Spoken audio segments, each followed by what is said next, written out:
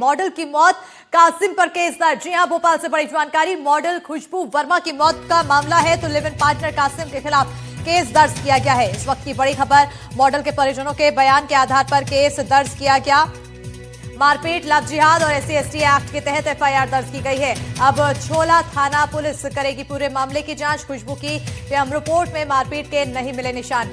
ACP Aditya Raj Singh ने पुष्टि की है। इस वक्त की बड़ी जानकारी आपको भोपाल से दे रहे हैं। मॉडल खुशबू वर्मा की मौत का पूरा मामला है। लिव इन पार्टनर कासिम के खिलाफ केस दर्ज किया गया तो मॉडल के परिजनों के बयान के आधार पर केस दर्ज किया गया है। मारपीट, लव जिहाद और SC/ST एक्ट के तहत FIR की गई है। तो वहीं अब छोला थाना पुलिस पूरे मामले की जांच करेगी। खुशबू की पीएम रिपोर्ट में मारपीट के निशान नहीं मिले हैं। ACP आदित्य राज सिंह ने पुष्टि की है। तो इस पूरे मामले को लेकर सनसनी फैली हुई है और इस पूरे मामले को लेकर आइए एक खास रिपोर्ट दिखाते हैं। देखिए रिपोर्ट।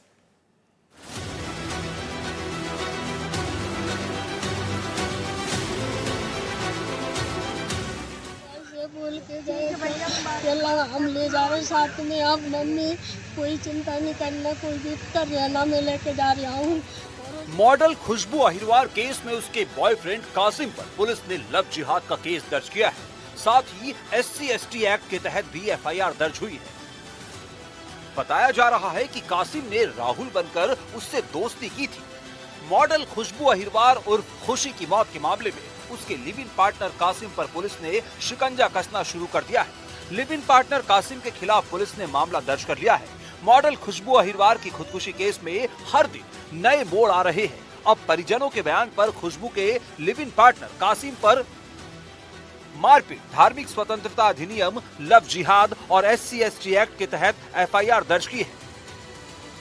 इससे पहले खुशबू की 2 बड़ी बहनों ने पुलिस में बयान दर्ज कराए थे। उन्होंने बताया कि उन्हें दिवाली के कुछ दिन पहले पता चला था कि खुशबू ने जिस राहुल को अपना दोस्त बताकर मिलाया था उसका असली नाम कासिम है। उसने नाम बदलकर खुशबू से दोस्ती की थी और खुशबू पर धर्म परिवर्तन करके शादी करने का दबाव बना रहा था। धर्म परिवर्तन के लिए वो उसके साथ मारपीट करता था। खुशबू की बड़ी बहनों ने बताया कि वो 3 बहनों में सबसे छोटी थी। बड़ी बहनों की शादी हो चुकी है। 2022 में उनके भाई का निधन हो चुका है। तब से खुशबू ही घर का खर्च चला रही थी। इस बीच पुलिस को पोस्टमार्टम रिपोर्ट मिल गई है जिसमें गर्भाशय की नली फटने से उसकी मौत होने की बात सामने आई है। उसके शरीर पर चोट के निशान नहीं मिले। उसका बिस्रा जांच के लिए भेजा गया है। खजूरी सड़क पुलिस ने पीएम रिपोर्ट और खुशबू की बहनों के बयान के आधार पर कासिम के खिलाफ मारपीट, धार्मिक स्वतंत्रता अधिनियम और SC/ST एक्ट के तहत मुकदमा दर्ज कर केस डायरी झोला मंदिर थाने को भेज दिया है ताकि मामले की गहनता से जांच हो सके और खुशबू के गुनहगारों को सजा मिल सके। भोपाल से NDTV के लिए निहारिका शर्मा की रिपोर्ट।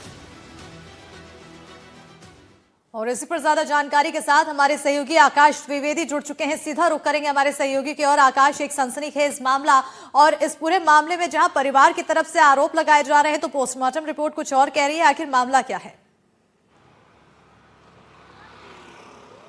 देखिए, मामला बहुत उलझा हुआ नजर आ रहा है। परिजन कुछ और कह रहे हैं और जो पोस्टमार्टम रिपोर्ट है उसमें बातें कुछ और सामने आ रही हैं।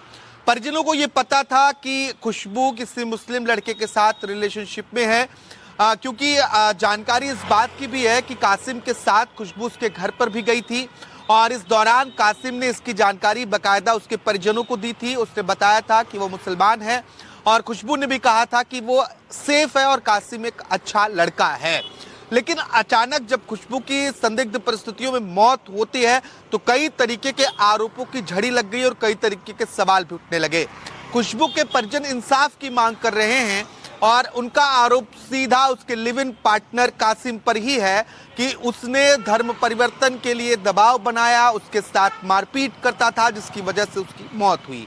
क्योंकि इंतजार पोस्टमार्टम रिपोर्ट की जा रही थी। पहले शॉर्ट पीएम रिपोर्ट आती है जिसमें मारपीट की कोई पुष्टि नहीं है और शॉर्ट पीएम रिपोर्ट में भी ये कहा गया कि इंटरनल ब्लीडिंग यानी कि गर्भाशय की नली फटने की वजह से जो आंतरिक ब्लीडिंग हुई उसकी वजह से खुशबू की मौत हो गई।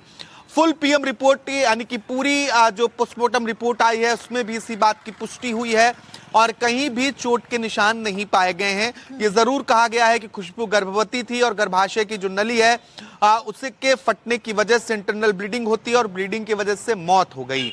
एक जानकारी और सामने आई है कि इसके पहले भी संभवतः खुशबू, जो हमारे पास जानकारी है, खुशबू ने आत्महत्या की कोशिश की थी कुछ साल पहले, क्योंकि उसके शरीर पर नस पर कुछ कट के निशान मिले हैं जिसके आधार पर भी जांच पड़ताल की जा रही है। अब ये ब्लीडिंग क्यों हुई, जो इंटरनल ब्लीडिंग की बात लगातार पोस्टमार्टम रिपोर्ट में आ रही है, इसके लिए विसरा रिपोर्ट का इंतजार करना होगा, क्योंकि पोस्टमार्टम इसकी पुष्टि नहीं हो पाई है कि आखिर इंटरनल ब्लीडिंग कैसे हुई। अब विसरा रिपोर्ट सामने आएगी तो इस मामले में ये जांच आगे बढ़ेगी कि इंटरनल ब्लीडिंग की वजह क्या थी, क्योंकि अभी तक मारपीट की कोई निशान, चोट के कोई निशान शरीर पर पोस्टमार्टम के दौरान नहीं मिले हैं।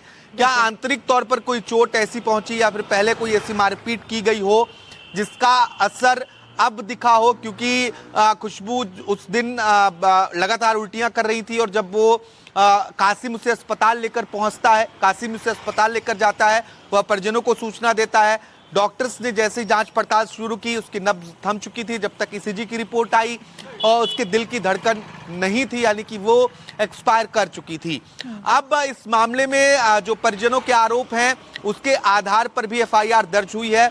इसमें धार्मिक स्वातंत्र्य अधिनियम की धाराएं लगाई गई हैं। कासिम से पुलिस ने पूछताछ की और पूछताछ के आधार पर अभी फिलहाल जांच चल रही है, लेकिन किसी निष्कर्ष पर यह जांच नहीं पहुंची है। बिल्कुल, जांच चल रही है लेकिन जांच का कोई निष्कर्ष नहीं निकल पा रहा है। लेकिन उधर परिजनों की तरफ से आरोप पर आरोप लगाए जा रहे हैं, लेकिन क्या परिजनों ने पोस्टमार्टम रिपोर्ट के बाद क्या किसी तरह के उनके बयान में बदलाव देखने को मिला, क्योंकि आरोप जो लगाए जा रहे हैं वो आरोप मैच भी नहीं कर रहे हैं?